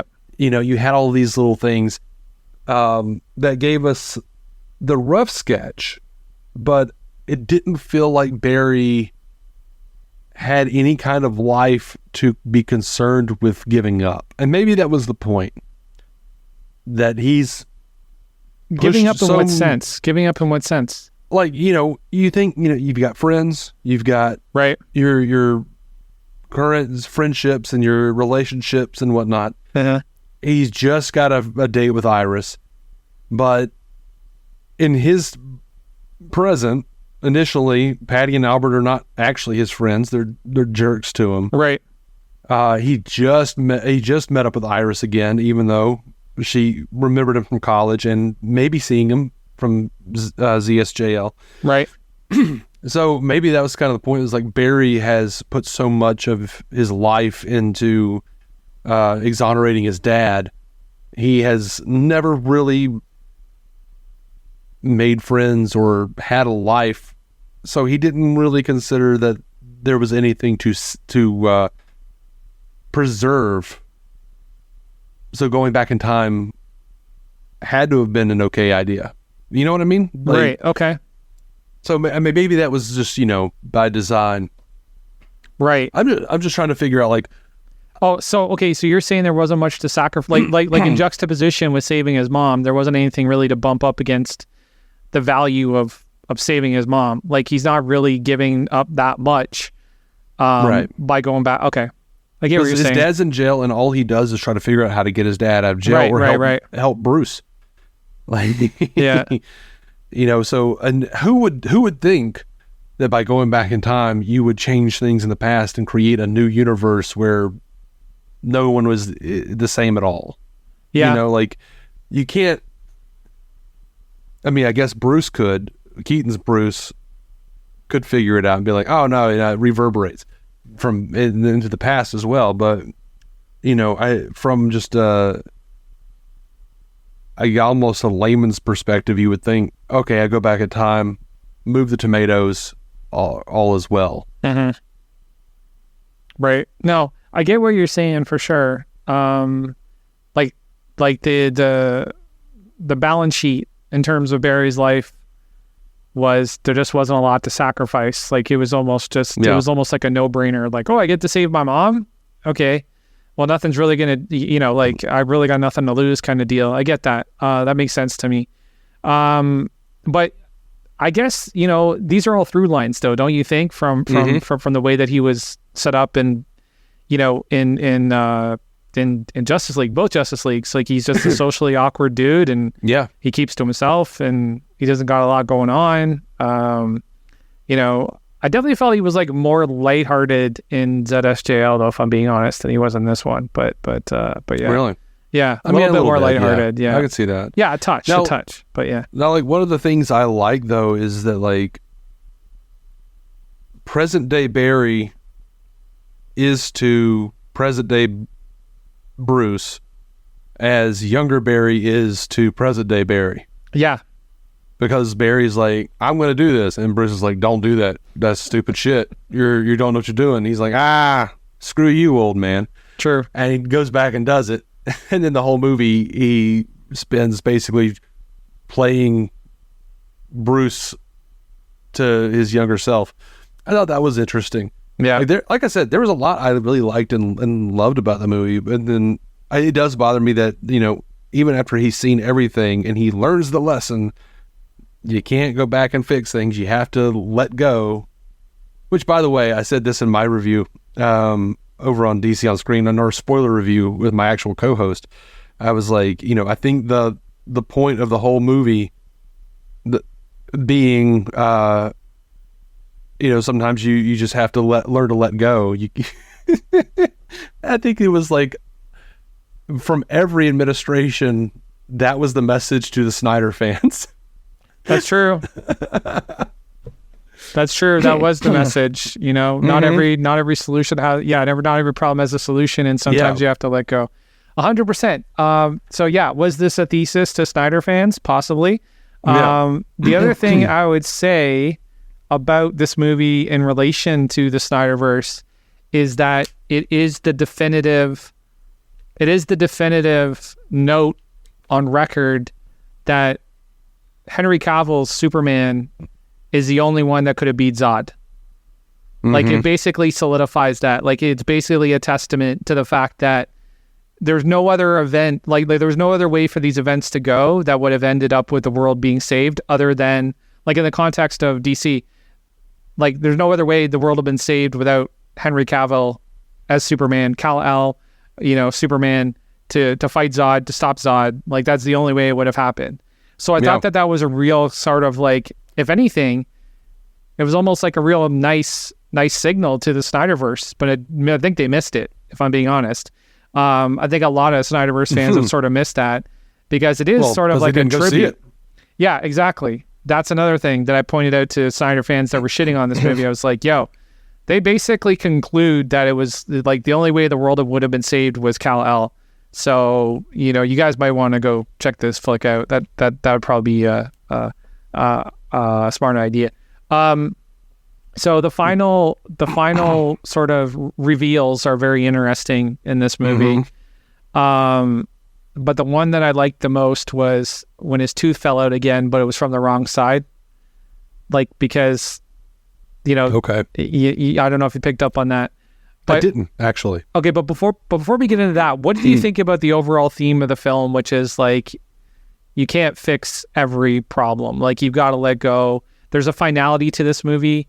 When they started trying to bring back Kara, when they started trying to bring back Kara and Bruce, I was like, oh God, it's gonna be another one of these painted over happy endings. This is gonna be dog plot. And then when they let them die and they let the Earth die, I was like, holy shit. Okay. So this is what's happening. This is interesting. Yeah. Were you a fan of that, or were you hoping for a happier ending?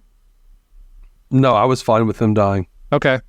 I was fine with them. I think overall the message. Yeah, me too. That, some problems don't have solutions. You have to learn to let go. Right. I was absolutely fine with that. Right. What I didn't like was, and I started to say this earlier, I think I got sidetracked. Sorry. No, okay. It's probably my fault. Okay. I'm super ADHD, dude. Like, I'm all over the place. But no, I think what I was trying to say earlier, though, was that, Barry goes back, he learns you can't do that, and then he goes back and he's like, I'm just going to put it on the top shelf. Right, but there's consequences for it. I love that. I love that, yes. Yeah, but it's like, dude, stop messing with the timeline. Right. you've just learned this vital lesson. Then you watch your younger self do it over and over and over and over. You can't do it. And then he's like, I'm going to do it this way anyway. I'm going to just try. And Well, why? See, that's the thing. And I've heard people talk about that. Like they almost basically, they took the lesson that Barry learns and they basically, spit in its face and tried to do it another way. But I think what was happening is Barry was sort of saying to himself, oh, this little thing won't matter, right? Like moving the cans to the top shelf, that's not going to matter, right? And I think what Machete was saying was, yeah, it does matter, and here are the consequences for it. It may not be as big as no metahumans being in the world, in the new thread of the world you've created, or the new timeline you created, but there are going to be consequences. And I think that's just what they were going for, was they were like, they were sort of cementing the idea that no matter how much, no matter how minute the change is that anybody would want to make to space and time, that there's always going to be some level of consequence for it. I think that's what they were going for. I didn't necessarily see it as like spitting in the face of the thesis of the movie. I know a lot of people saw it that way, but I didn't quite see it that way. I guess it's more frustration that Barry just will not learn his lesson. Yeah. Okay, that's fair. I would actually be excited if Clooney continued. I would not. I would definitely not. Like, if you think I have problems with the physicality of Keaton, like Keaton Koenig, no way. Can't do it. As far as acting is concerned, right? Yeah, he was dog shit in Batman and Robin, but I don't blame him at all. No, I blame the script. I blame the producers. I blame anybody that was working on that movie other than him. 100%. Well, Warner Brothers literally said we want a cartoon. Oh, there you go. We want, they had all the designs for the toys and everything before they ever even had a script. Right. It was Schumacher was pissed about that. He was literally walking around going, "Remember, we're making a cartoon." He was not happy. So he was saying that to people. Yeah, that's fucking funny.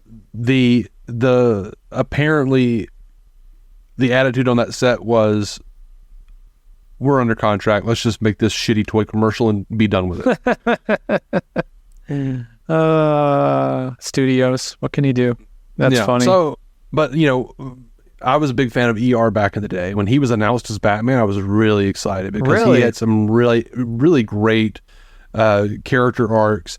He had some really great stuff where he would just be brooding on the roof in the snow, and I'm like, dude, that is so Batman. I was so, and he is such a good actor. Right. I've seen him do so many things, and I'm like, God, if they had utilized that in Batman. And for what it's worth, he did a fantastic job in that movie, in Batman and Robin, in the parts where Alfred is sick and he's dealing with that. Huh. His chemistry with Michael Goff as Alfred is dying, that was heartbreaking.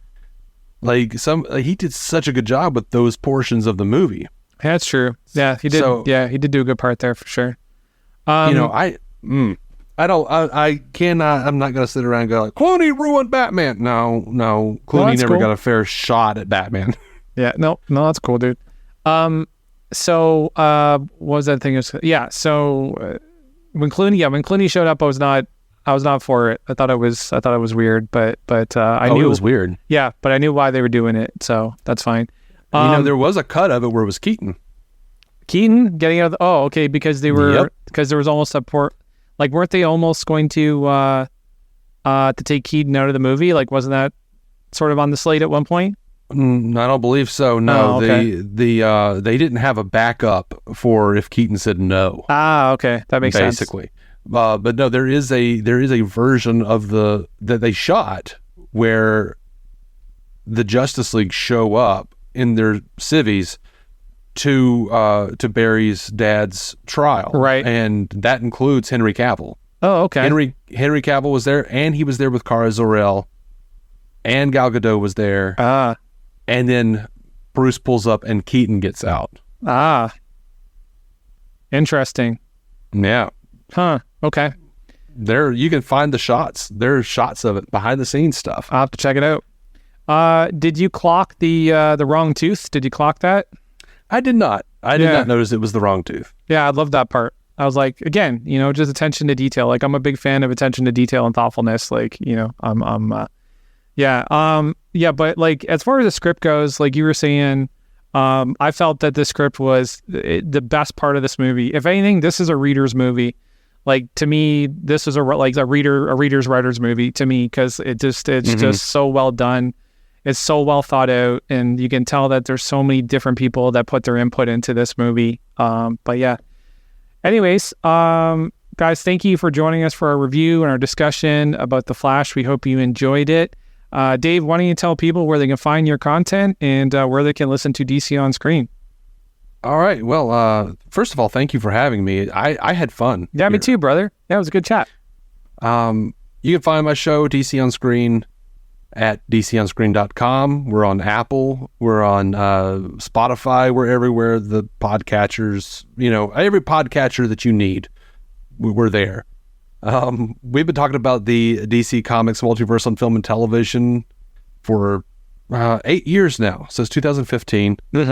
And we don't believe that, we don't die on hills. We change our minds, we change our hearts about shit. We're all changing human beings, evolving people. So that's good. Yeah, that's what we do, and that's good. We're also not safe for work, and but we have a lot of dick jokes. Nice. I won't lie. Nice. So, well, I think my listeners will really appreciate your content, because that's basically we're the same. We're the same way. We change our minds, we change our hearts. We don't die on hills. We're not really hard and fast about anything, except that Thor: Love and Thunder was a piece of dog shit. That's probably the only one that I would die on, the only hill. For my issues with it, I actually did enjoy that movie for the most part. Well, but you know what? I'll die on the hill that Wonder Woman 1984 was a piece of shit. Oh, it was awful, dude. Don't even get me fucking started. You mean you should do another episode where we just tear apart Wonder Woman 1984. I'm okay with that, because once they fully fueled once they took a plane out of a museum fully fueled and flight ready, I was like, I'm sorry, I cannot take this movie seriously anymore. That was just too much for me to accept, because that does not make any fucking sense. Like, the Estonians not going to keep a fully fueled flight ready plane in the museum just for safety's sake. Like, what if it fucking explodes? It kill a bunch of people. Morons. I mean, my primary issue with 84 was the fact that Wonder Woman and the ghost of that was fucked up. The ghost of Steve was basically just raping a guy. Yep, I'm with you on that. I just couldn't do it. Yeah, I'm with you on that. Wonder Woman would not condone that. That's definitely not something Wonder Woman would canonically condone. She would not be okay with that. And then it all ends with a hope speech. I hate hope speeches. Like, like, that's not going to change the entire world. I'm sorry. No, it's not going to change the entire world for sure. There were some great performances in it. There were some cool visuals, but that's literally about it. That movie was bad. Really, really, really, really, really, really bad.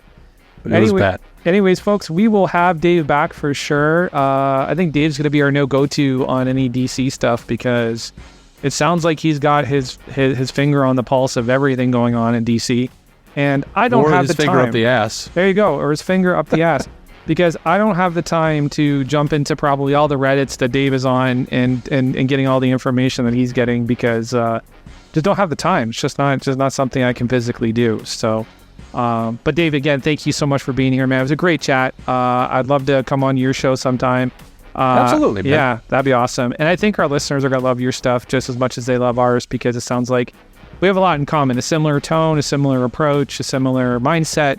And I'm glad to see that there's more shows that have such an open mind or the same open mind that we do, because there's just not a lot of them anymore. And it's good to meet like-minded folks. So anyways, to be continued. I'm Frank McGuire. Peace out.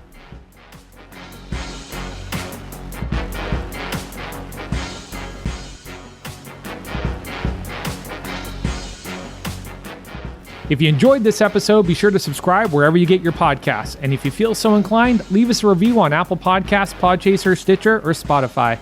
And as much as we appreciate the reviews, the best way to support the show is to tell your friends and family about Meanwhile Back on the Podcast. #SpreadTheNerd. To stay up to date on all things Meanwhile, head over to solo.to/meanwhilepod. There you can sign up for our newsletter, follow us on all your favorite social media platforms, and find the newest and latest episodes, contests, and giveaways.